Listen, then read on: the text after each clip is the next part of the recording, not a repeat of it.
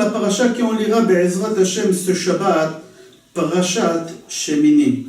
C'est marqué dans notre paracha dans Perek Tet Pasuk Chaf Bet, Vaïssa Aaron et Yadav el Ha'am, Vaïvarechem, Vaïered Me'asot et Chatat. Aaron, il a levé ses mains et il nous a bénis. On va essayer de comprendre ensemble c'est quoi la force d'une prière.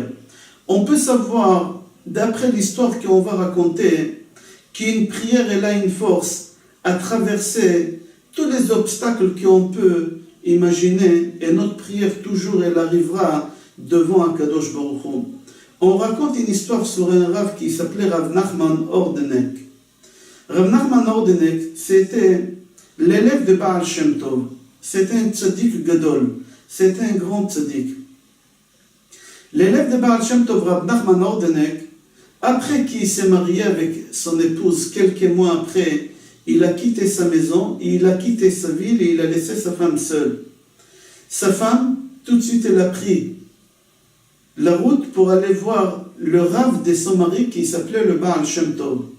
Et elle a dit au Baal Shem Tov, je viens de me marier avec Rav Nachman Ordenek et voici ce qui se passe, il a quitté la maison, ça fait quelques mois que je vis seul.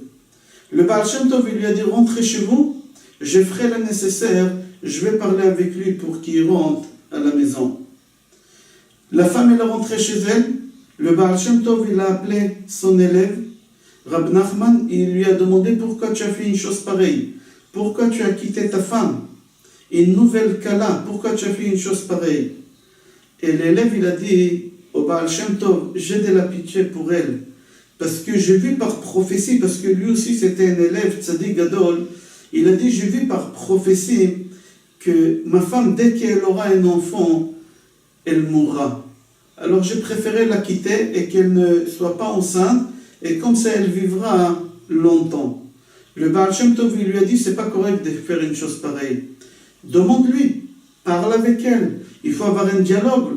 C'est possible qu'elle préfère que tu rentres à la maison et qu'elle aura un enfant de toi et elle mourra, elle préfère une chose pareille que rester seule. Alors il a dit à son Rav d'accord, ils ont convoqué la femme et ils lui ont raconté, ils lui ont dit voilà, le mari il a quitté parce qu'il savait le jour que tu tomberas enceinte, que tu auras cet enfant, tu mourras. Quelques jours après l'accouchement. La femme elle a dit il n'y a pas de problème, j'accepte, je veux avoir un enfant, je veux laisser un fils ici dans le monde qui continuera ma route. Alors le Baal Shem Tov il a dit au mari voilà elle est d'accord. Le mari il a dit mais moi je ne suis pas d'accord, je ne suis pas capable de faire grandir un enfant seul. Moi je suis tellement attaché à la Torah que je ne peux pas arrêter mes études de Torah pour occuper d'un bébé. Le Baal Shem Tov lui a dit ne t'inquiète pas, je te promets dès que l'enfant viendra au monde, je vais l'adopter, ma femme elle va s'occuper de lui.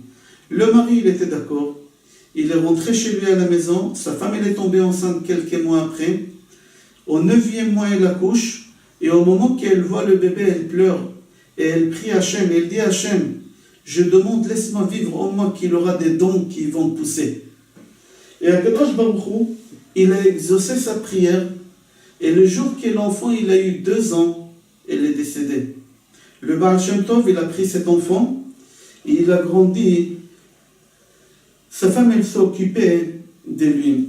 Cet enfant, il a grandi et le Baal Shem Tov, il a fait marier avec sa petite fille.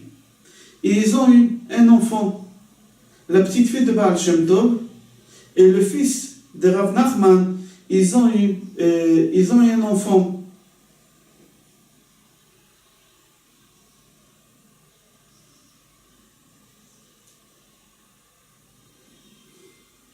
Et ils ont appelé cet enfant Nachman, au nom de son grand-père. Et ce bébé Nachman qui vient de naître, il est connu mondialement. C'est Rav Nachman mi Breslev, Moreno, Maran, Rav Nachman mi Breslev. Cette histoire, je l'ai trouvée dans le livre Gaon Vechassid. Et là-bas, j'ai lu qu'au moment qu'ils ont dit au grand-père, au Rav Nachman, que la maman elle a prié que l'enfant, elle va rester vivante jusqu'à que l'enfant, il aura ses dents, il a dit dommage, c'était un moment propice pour sa prière.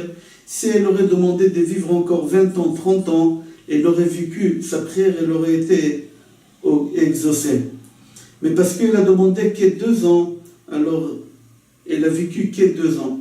Rav Steinman Shlita, il dit que l'homme, il a la force de faire la prière, et sa prière, elle peut monter dans tous les ciels, traverser tous les ciels jusqu'à qu'elle arrive devant Akadosh Baruch Hu. De quel juif on parle ici?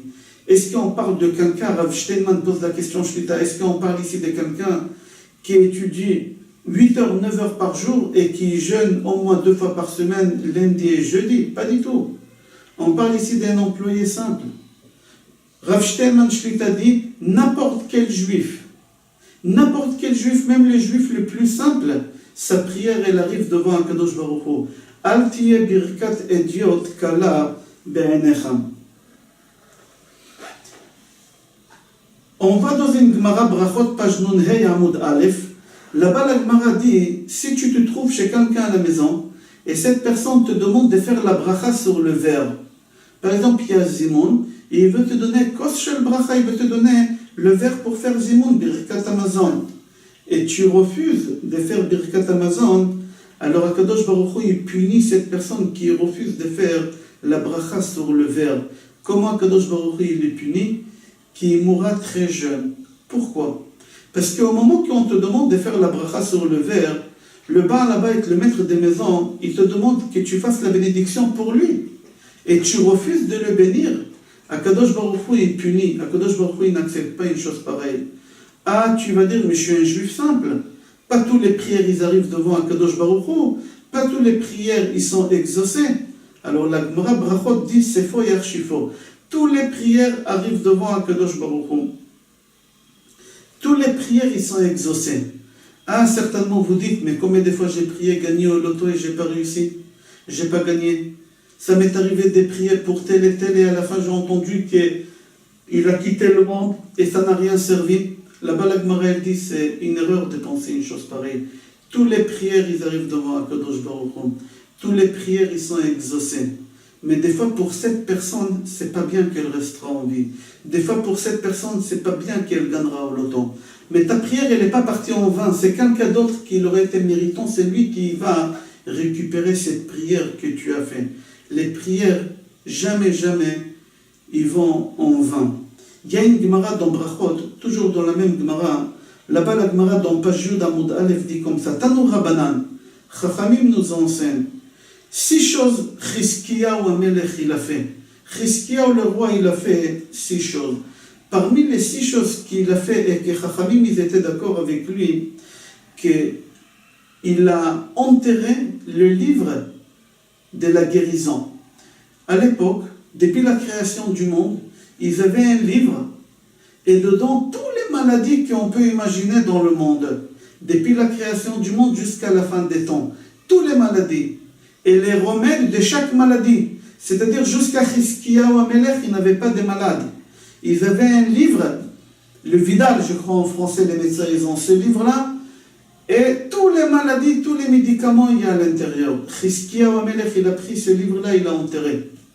Et Chachamim, ils ont dit, tu as bien fait. On pose la question, comment il a pu faire une chose pareille? C'est un assassin. Il y a des gens qui sont gravement malades, qui veulent les médicaments, maintenant à cause de lui, ils ne peuvent pas avoir ce médicament. Alors il est considéré comme assassin, Chizkiyahu Amelech. Chachamim disent non. Parce que, mis à part ce livre, il y a autre chose qui peut guérir le malade. C'est la prière. C'est la prière qui peut guérir le malade. Alors, Chizkiyahu Amelech, il n'a pas fermé toutes les portes et il n'y a aucune porte de secours. Il y a une porte de secours, c'est la prière. Si Chachamim, ils étaient d'accord avec lui, ça veut signifier que quoi? Que la prière, c'est sûr et certain qu'elle est exaucée. Et c'est pour cela qu'ils étaient d'accord avec lui.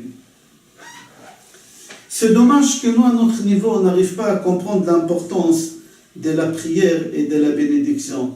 C'est pour cela, chacun parmi nous, il doit comprendre et il doit savoir comment c'est fort une prière et une bénédiction. Il faut savoir qu'on n'est pas obligé d'aller voir chez un grand rave pour demander un bracha. On n'est pas obligé d'aller je ne sais pas où pour faire une prière. Dans tous les endroits où on se trouve, Akadosh Baruch Hu, il nous écoute.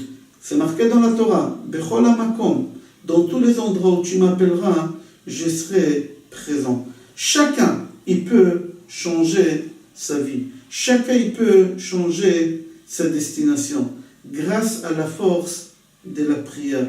La prière, elle peut faire des choses énormes. On n'est même pas conscient qu'est-ce qu'une prière peut faire. Je donne un exemple. Au moment que quelqu'un tue l'autre sans faire exprès, à l'époque où on avait le Beth Amikdash, on avait en Israël 6 villes de refuge.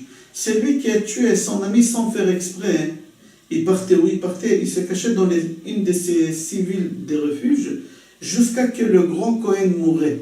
Au moment que le grand Kohen mourait, il était libre, il sortait libre. Il y a 2 choses ici. Première chose, pourquoi on a lié entre la sortie en liberté de cette personne de ville de refuge avec la mort de Kohen Gadol? Pourquoi on a lié les deux? Quel rapport il y a? La Gemara, elle dit, oui, il y a un rapport. Si cet bonhomme, il a tué quelqu'un d'autre sans faire exprès, le Kohen, il est responsable. Pourquoi? Parce que le Kohen au Beth Amikdash, quand il rentre au Kodesh HaKodashim le jour de Kippour, dans sa prière, il dit, Shelo tera takala be'am Israël. Il prie qu'il n'y aura pas des accidents dans le peuple d'Israël. Et là, il y a un accident, c'est-à-dire que tu as mal prié. Si tu as mal prié, alors le Kohen, il est responsable de cette mort-là. Alors c'est pour ça qu'on a lié ces deux-là. On voit la force de la prière. Que si le Kohen il aurait prié de fond de son cœur comme il fallait, la prière il aurait été exaucée et on n'aurait pas eu ce mort-là. Deuxième chose, les gens qui se trouvent dans la ville de refuge, qu'est-ce qu'ils font tous les jours? Ils prient que le Kohen Gadol meure. Ils prient que le Kohen Gadol meure. Alors les mamans des Kohen Gadol, qu'est-ce qu'ils font pour qu'ils ne prient pas? Ils leur ramènent tous les jours un morceau du pain avec une canette de coca, ça les apaise à ne pas prier. Quoi, pour une canette de coca et pour un morceau de pain, tu préfères rester dans les villes de refuge et tu ne pries pas? Chez toi à la maison, tu auras beaucoup mieux que ça. Là-bas, la Gemara dit non, il continue à prier. Mais seulement, ce n'est pas du fond du cœur. Et il y a une différence entre une prière qui sort du fond du cœur et une prière qui ne sort pas du fond du cœur. On voit la force de la prière, on voit la force de la bénédiction, comment ça marche, mais on n'est pas conscient de cette chose. Et c'est pour cela, dans notre paracha, c'est marqué qu'Aaron HaKohen, il a levé ses mains, comme les Kohanim, ils lèvent les mains, et il nous a bénis. Je vous souhaite bracha ve'atzlacha, Shabbat Shalom et Kol Tov.